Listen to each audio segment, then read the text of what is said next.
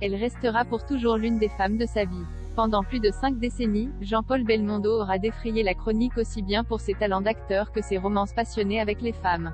Marié en 1952 à Élodie Constantin, avec qui il aura 3 enfants, le comédien mort lundi 6 septembre à l'âge de 88 ans a également partagé la vie de l'actrice Maria Carlos Sotomayor, épousée Nati avec qui il a eu une fille, vécu une histoire mouvementée et décriée dans la presse avec Barbara Gandolfi avant de faire renaître la flamme avec Maria Carlos Sotomayor, son dernier amour. Toutefois, parmi ces histoires médiatisées, il y en a une, plus discrète, qui a marqué à jamais Jean-Paul Belmondo, celle avec Laura Antonelli.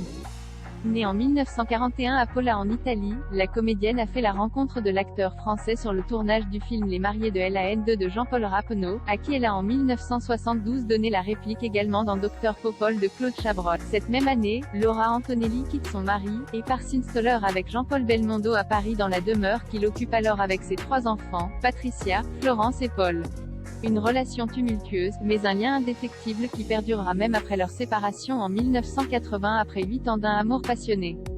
Laura fut pour moi avant tout une compagne adorable, au charme exceptionnel.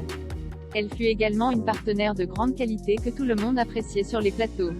Je ne veux garder d'elle que ses merveilleux souvenirs, avait même confié le comédien à l'annonce de sa mort en 2015.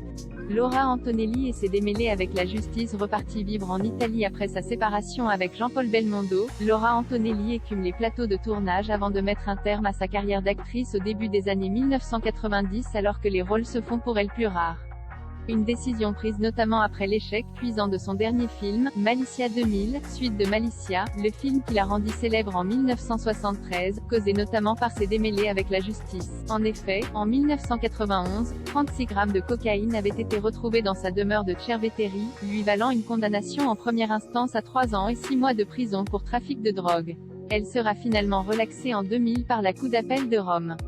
À l'âge de 50 ans, alors qu'elle prépare Malicia 2000, Laura Antonelli se soumet également aux soins d'un chirurgien esthétique qui pratique une injection de collagène sur son visage pour cacher quelques rides. Toutefois, la comédienne ressort sans le résultat escompté, après avoir fait une violente allergie qui lui laisse des séquelles plus ou moins irréversibles. Après 13 ans de procédure, la Cour de Rome rejette sa demande de dommages et intérêts, jugeant que ces troubles dermatologiques ont été causés par une réaction allergique appelée œdème de Quincke.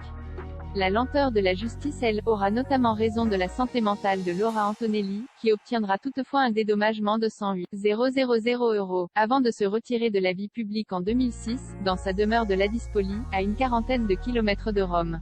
Elle y meurt d'une crise cardiaque le 22 juin 2015 à l'âge de 73 ans.